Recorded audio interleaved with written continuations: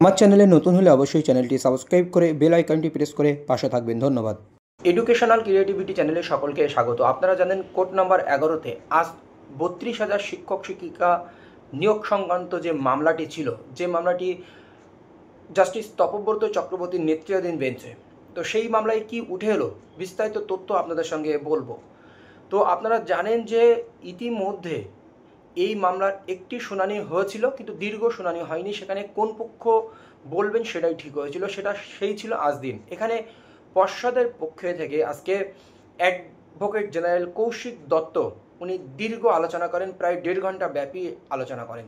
এখানে তিনি যে কথাগুলো তুলে ধরেছেন সেটি হলো যে সিঙ্গেল বেঞ্চের যে রায়টি ছিল সেটা কতটা অযৌক্তিক, আর পয়েন্টগুলো কতটা আইনের দিক থেকে মানে মানা যায় না বা ইল্লিগালিটি রয়েছে, এই পয়েন্টগুলো নিয়ে কিন্তু তিনি তুলে ধরেন। তিনি প্রথমে এই নিয়োগের ব্যাকগ্রাউন্ডগুলো বলেন। এখানে নন ট্রেন ক্যান্ডিডেট নিয়ে নেওয়ার পরে নন ট্রেন ক্যান্ডিডেটে নেওয়া হচ্ছে। এখানে মানব সম্পদ উন্নয়ন মন্ত্রী MHRD ছাড় দেওয়ার ফলে নন ট্রেনদের নিয়োগ দেওয়া সম্ভব হয়েছিল। এই সমস্ত তথ্য কিন্তু উঠে আসে। বিচারপতি একটা টাইমে বলেন, আপনার আর্গুমেন্টটা কী? তো বলেন, আমার আর্গুমেন্ট বলে কিছু নেই, আমি এই অর্ডার কপির উপরে ভিত্তি করে আমি কথা বলবো। তো তিনি প্রথমেই যে সমস্ত কথাবার্তাগুলো তুলে ধরেছিলেন তার মধ্যে সবচেয়ে গুরুত্বপূর্ণ ছিল 165 ইন্ডিয়ান এভিডেন্স অ্যাক্ট, এটাই মূলত উঠে আসে, আর অ্যাপটিটিউড টেস্টের কথাটা উঠে আসে। তো আমি প্রথমে এই দুটো নিয়ে মূলত আজকে মানে শুনানি হয়, ইন্ডিয়ান এভিডেন্স অ্যাক্ট 165 এবং অ্যাপটিটিউড টেস্ট। তো এখানে অ্যাপটিটিউড টেস্টের কথা যখন উঠে আসে তখন একটি গুরুত্বপূর্ণ তথ্য উঠে আসে 165 ইন্ডিয়ান এভিডেন্স অ্যাক্ট। সেখানে বলা ইন্ডিয়ান এভিডেন্স অ্যাক্ট অনুযায়ী অ্যাপটিটিউড টেস্ট হয়েছিল কি না তার জন্য লার্নের সিঙ্গেল বেঞ্চের লর্ডশিপ উনি কিন্তু প্রত্যেকটি জেলা থেকে 2টি করে পিটিশনার ডেকেছিলেন, মানে যারা ইন্টারভিউতে অংশ নিয়েছিলেন, যারা পিটিশনার, তাদের অভিযোগ ছিল যে আমরা চাকরি পাইনি। এটা সম্পূর্ণ উনি বলছেন বেআইনি, কারণ যারা পিটিশনার, যারা পিটিশনার তারা বলছে আমাদের সঙ্গে বেআইনি কাজ হয়েছে, আমরা চাকরি পাইনি। তাদের দ্বারাই প্রুভ করা হচ্ছে, তাদেরকে জিজ্ঞাসা করা হচ্ছে অ্যাপটিটিউড টেস্ট হচ্ছে কি না হচ্ছে, কিন্তু যারা শিক্ষক, যারা চাকরি করছে তাদের কাছে একবার জিজ্ঞাসা করা হলো না, কিন্তু যেখানে পিটিশনের কাছ থেকে জিজ্ঞেস করা হচ্ছে। আরেকটি ব্যাপার তিনি তুলে ধরেন যে যেখানে অনেক ইন্টারভিউরা ছিলেন সেখানে কেন 24-25 জনের কাছ থেকে জিজ্ঞাসা করা হলো, এমনকি কয়েকজন বলেছে হয়েছে আর কয়েকজন বলেছে হয়নি, কিন্তু অর্ডার কপিতে লেখা রয়েছে নো অ্যাপটিটিউড টেস্ট, মানে অ্যাপটিটিউড টেস্ট টোটালি হয়নি, কিন্তু অ্যাপটিটিউড টেস্ট হয়েছিল। ফল্টি অর কারেক্ট, বিচারপতি সেটাও বললেন, হয় ফল্টি নয় কারেক্ট, কিন্তু অ্যাপটিটিউড টেস্ট হয়নি এটা কিন্তু বলা যায় না। অ্যাপটিটিউড টেস্ট হয়েছিল কিন্তু সঠিকভাবে হয়নি।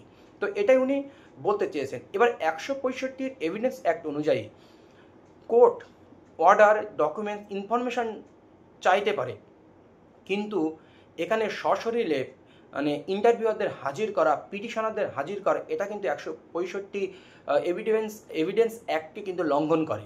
এটা কিন্তু মিস্টার কিশোর দত্ত, লার্নেড অ্যাডভোকেট জেনারেল, এই কথাটি কিন্তু তুলে ধরেন। এই আর্গুমেন্টের মধ্যে এটা একটি গুরুত্বপূর্ণ কিন্তু আর্গুমেন্ট ছিল বলা যেতে পারে। এবার এছাড়াও পরবর্তী তিনি বলেন, এখানে বোর্ডের পক্ষে অ্যাডভোকেটের কাছে জিজ্ঞেস করা হয়েছিল সিঙ্গেল বেঞ্চে যে অ্যাপটিটিউড টেস্ট সম্পর্কিত, বললো আমরা অ্যাপটিটিউড টেস্ট সম্পর্কে জানি না, সেখানে ইনস্ট্রাকশন আনতে হবে। বোর্ড বলেছিল হ্যাঁ, ইন্টারভিউ বা অ্যাপটিটিউড টেস্ট একই জিনিস, ওটা আমরা নিয়েছিলাম, দুটোর সঙ্গে সংযোগ স্থাপন, এটা সিঙ্গেল বেঞ্চে বলা হয়েছিল। কিন্তু বোর্ডের পক্ষ থেকে যারা এসেছিলেন তাদের কাছে জিজ্ঞেস করা হয়েছিল, এমনকি মানিক ভট্টাচার্যের কাছে জিজ্ঞেস করা হয়েছিল, এমনকি যারা ইন্টারভিউয়ে এসেছিলেন তাদের মধ্যে অনেকে বলেছিলেন হ্যাঁ অ্যাপটিটিউড টেস্ট হয়েছিল।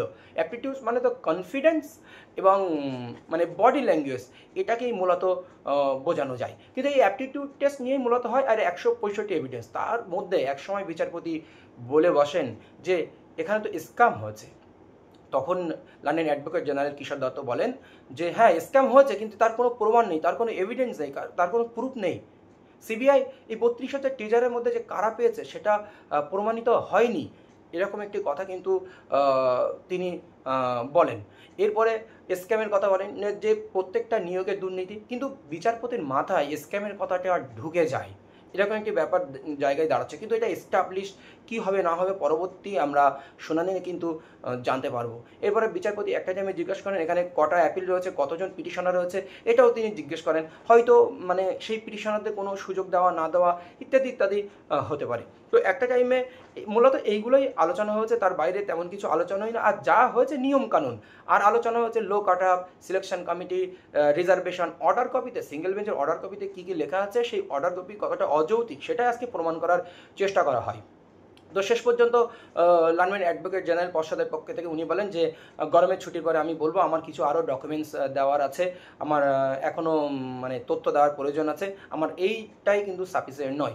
তখন বিচারপতি বলেন গরমের ছুটি নয়, আমাদের তো অনেক কিছু মানে জানতে হবে, অনেকে অ্যাওয়েটিং করছে, অনেকে অপেক্ষা করছে, আমাদেরকে শেষ করতে হবে।